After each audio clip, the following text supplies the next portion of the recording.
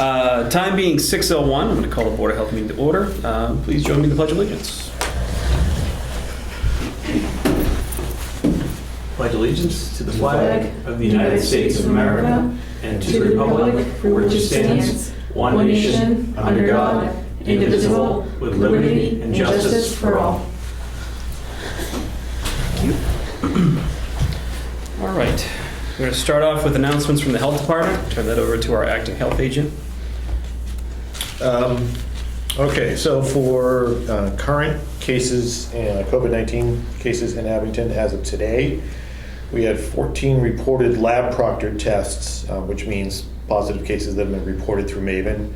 I want to continue to emphasize that that's not an accurate number, as at-home tests are not being reported. So our current numbers is very inaccurate, but that's the information we have to go on.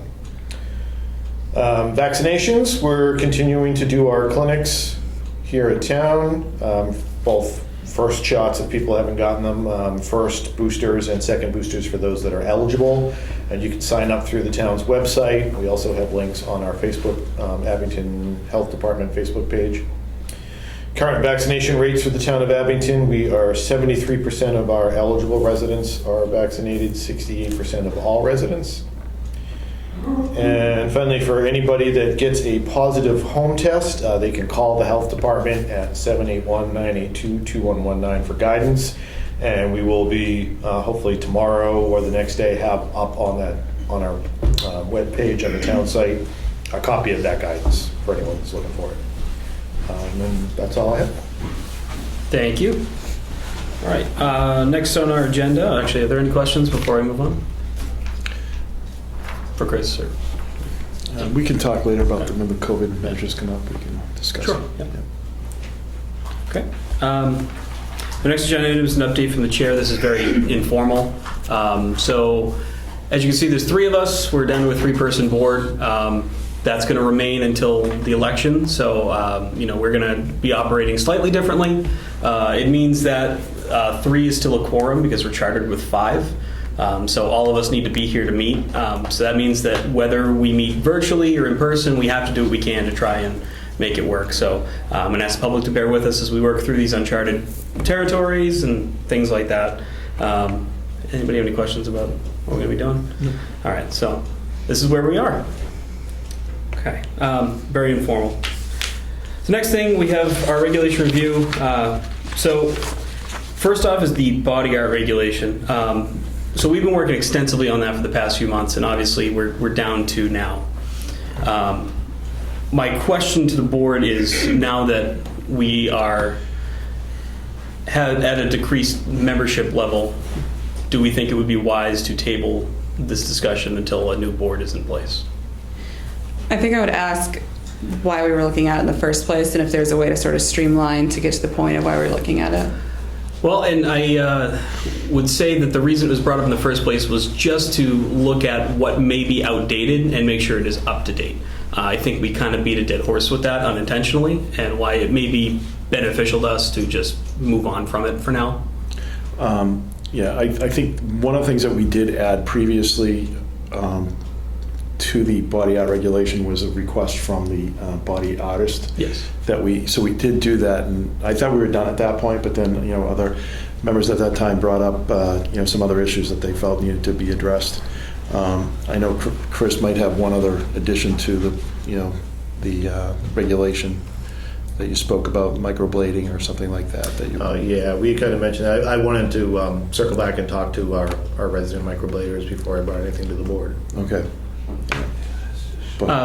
I would personally think, too, that at this time, in the first place, and I was trying to get to that point when we were having the discussion before, I don't think there's any need for us to make any extensive changes right now, and that we could benefit if a new full board wants to look at it, they can do that. It's just, I think, for us to try and tackle that right now is not ideal. I don't know what the... I agree with that. I mean, I think, obviously what we have in place is pretty much what is in place across the whole Commonwealth of Mass. So I don't really see that there's an urgent need to change it unless, the health department comes with something new that we can kind of address it on an ad hoc basis when they do bring it forward. Okay. If there's no other discussion to be had on it, I think we can move on. I don't think we need to take a vote to stop looking at it if we don't want to, but we don't have to continue if it's something we don't feel comfortable doing.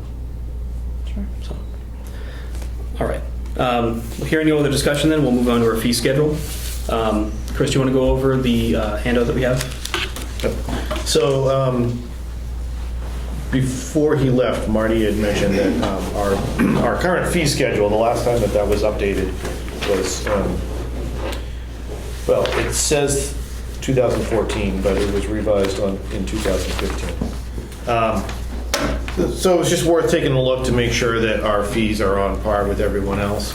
I did do a little research looking at the surrounding communities and what they charge, and we are in line with them for the most part. There was nothing that seemed outrageous on there. So there was one thing that I did think was worth the board looking at, and just in case you guys aren't aware, the board sets the fee schedule. The idea for the fees, according to Massachusetts state law, is that they're supposed to cover the expense of permitting. They're not supposed to be used for income for the town. So that covers the man hour of doing biannual inspections and permitting and all of that. One thing that I noticed is we have a sort of a catch-all for retail food establishments, which is a $200 fee. Currently, a retail food establishment would be Trukey's, Stop and Shop, 7-Eleven, any convenience store, and also Advanced Auto Parts and Battlegrounds that only sell prepackaged candy bars. So for a business in Abington that the only food they are selling is prepackaged candy bars, they are being charged $200 a year. Okay. I mean, I don't know what their take is, but I can't imagine they're selling $200 worth of candy bars. So I thought it might be worth having a lower fee specifically for prepackaged only stores. Whereas, like a supermarket or a convenience store, that's a full 1 hour inspection if we go out because they have enough stuff. But I mean, I did inspect Advanced Auto Parts and I was in there for 5-10 minutes. Right. So I had suggested, I have on your sheet there a suggested fee of $75, which I thought was reasonable to cover our expenses. But again, that's entirely up to the board, what you charge. So. And the house of worship or kitchen is $100 as well. I can't imagine that, Yeah, and Andrew had mentioned that before. Like, I know if there are, when we have charity events in time, like the Coombs race and stuff, we will oftentimes waive the fee for those. Currently, the only house of worship in Abington that I believe is being charged that fee would be the UCC because they have an event where they're selling food to the public in a commercial kitchen. Okay.